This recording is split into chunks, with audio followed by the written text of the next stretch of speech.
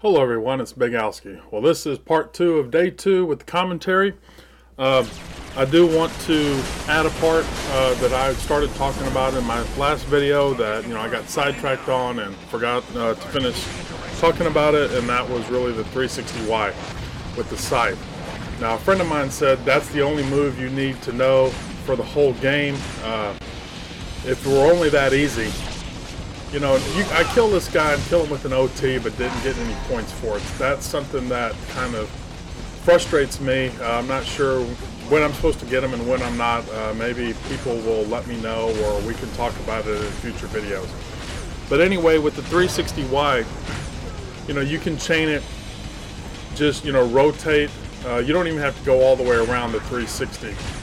And, once he spins and jumps up in the air, rotate while you're in the air, and then on landing Y, and then that will keep the chain going. Now if you have some problems with that, the other method is obviously do the same with the 360Y, but when you're at the top of the first part of the 360, press shuriken, and that'll give you just a little bit extra time to rotate around. Plus, it'll give you a little extra height if you need to. If you see, something bad's about to happen whenever you land, the 360 will, delay your land, or the shurikens will delay your landing, and give you a little bit of extra time to maybe get yourself out of a jam. So, 360Y and 360B, on landing with the 360 again, the shuriken cancel out of it. Is very useful to know, throughout, Ultimate Ninja and Master Ninja. So having said that, here are these fights. Just jump back and forth with, your bow and arrow. You can actually let some of the guys land, and you can get some points out of that if you wanted to, but again, it's not really worth it, right? For this purpose. We're just gonna do whatever we need to grudge through this boring fight. They're gonna crash the whole monorail. Now that fight was boring, but this one is, far from boring right here. It's one of the, there's a lot of hard fights in the game. This is, or in cheat fights. I think this is one of them. You really got to pick and choose when you want to shoot your arrows. I was lucky I didn't get nailed. Watch me jump on their heads right there, trying to get away from all of that. But I tried to lead, the enemies, left or right, and back and forth, and then wait for the rocket launcher guys to shoot, and then, try to, pick them off with, the bow and arrow. Now another thing you could do is maybe shoot your bow at the rockets and then on landing 360 with the scythe, and see how that works. But it got me killed pretty fast, so I didn't really use that too much. As you can see, I can't always chain the 360. Maybe I should work on it with my shurikens. But there I go again, missing it. It's basically I'm not rotating it fast enough when I need to continue it. It's crucial later on in the game that you learn how to do that. I did it before, and it's like when you have to do it, that's when the skills come out, it seems, and you'll find ways of getting through fights that you didn't think were possible. So I decided to go back and just do the dragon sword, jump on the beret guys, and try to take those guys out, following up with some slide Ys.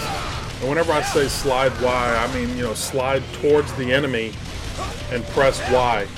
And the main thing of that is to not release your block after you're sliding until you're fully up in the air with the slide Y. One of the things I'll do, you'll see me, releasing early so it doesn't fully pick them up, and then you see me pressing XX, and that's just because, I messed up on my slide Y. You can slide, I changed back over now that the beret guys are out. And if you also looked at the top when I started that chain, I actually chained it, 3 or 4 times there. It'll build your Nimpo meter up because you're getting a lot of hits you know, on the enemies. And so, you know, if you're real close to getting your Nimpo and you don't feel like taking a chance on, you know, fighting some extra guys to make sure your Nimpo bar goes up, you know, use the iframes that the scythe provides, the 360Y scythe provides, and, you know, you can build your Nimpo up. Now there I, you know, went to go do an Azuna drop, and instead of Y, you know, my index finger ended up hitting the arrow. You know, that happens sometimes, so. Let's see, there's the slide Y right there, you know, after I jump on the guy's head. And that's really good, you know, if you don't feel like messing with the scythe. And you can, you know, really kind of, you know, jump on these guys' heads, and then once you come out of it, you know, slide Y, or just slide Y and, you know, Azuna drop everybody, and, you know, press in the direction of the dogs, and, you know, you can blade of Noredi the dogs. You know, so that's another way of, you know, of getting through this fight if you don't feel like messing with the scythe.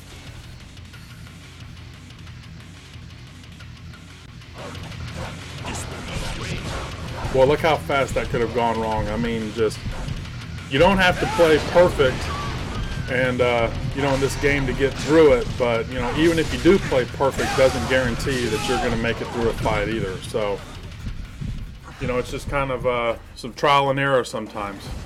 But I skipped all that other stuff. You know, one thing you can do here is you could let these guys land if you wanted to, you know, and if you could avoid the fire and, you know, get some extra points out of it that way. But, you know, we're just trying to, you know, to get through it, so we're just going to blast them in the air.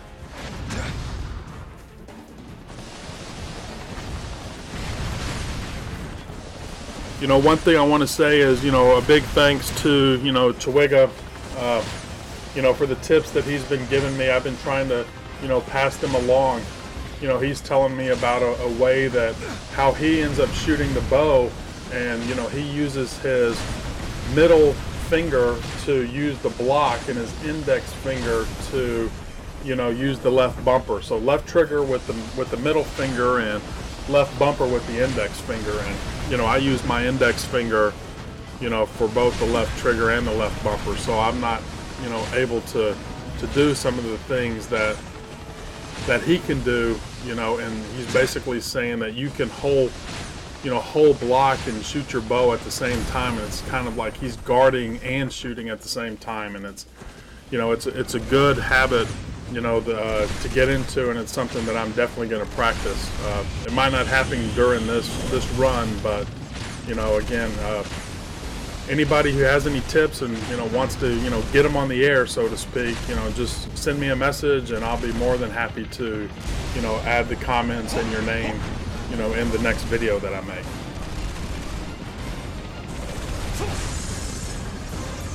Now, you know, this fight's, you know, pretty straightforward here.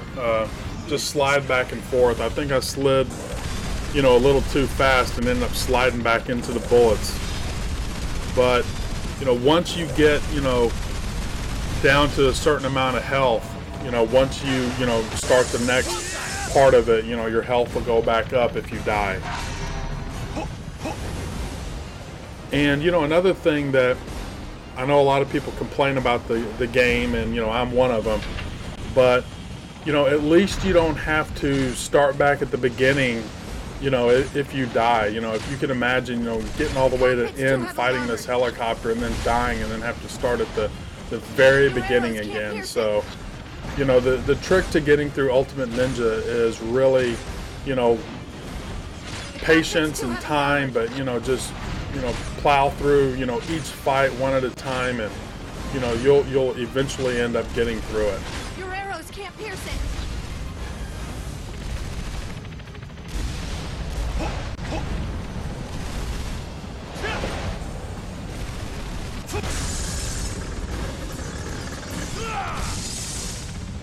You know, I lost a lot of points in this chapter compared to my last run, and I think a lot of it was, you know, using the 360Y with the scythe a lot.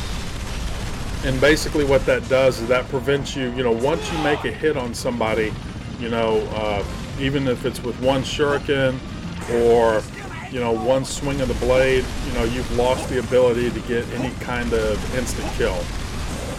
So, you know, the 360Y is safe, and, you know, it helps a lot of people. But, you know, if you care about score, I mean, most people don't.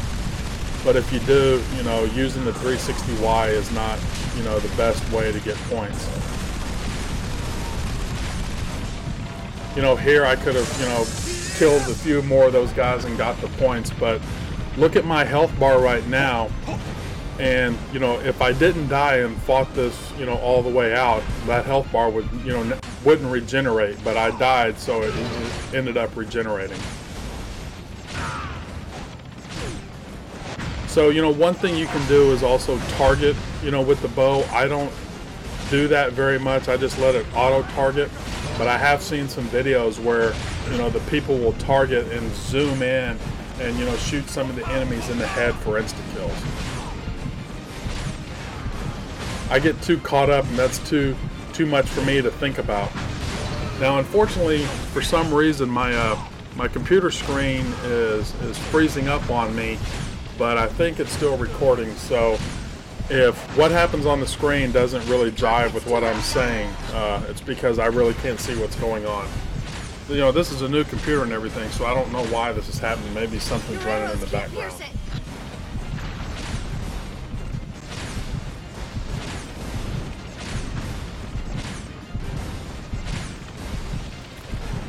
The cockpit's too heavily armored. But I think this whole fight is pretty self-explanatory. You know, there's really not anything that, you know, I can enlighten anybody with. You know, just shoot the guys in the air with the bow, and, you know, dodge the bombs whenever they drop it, and, you know, shoot the engines out, or the missile silos, or whatever those things are, and, you know, eventually you'll get through it.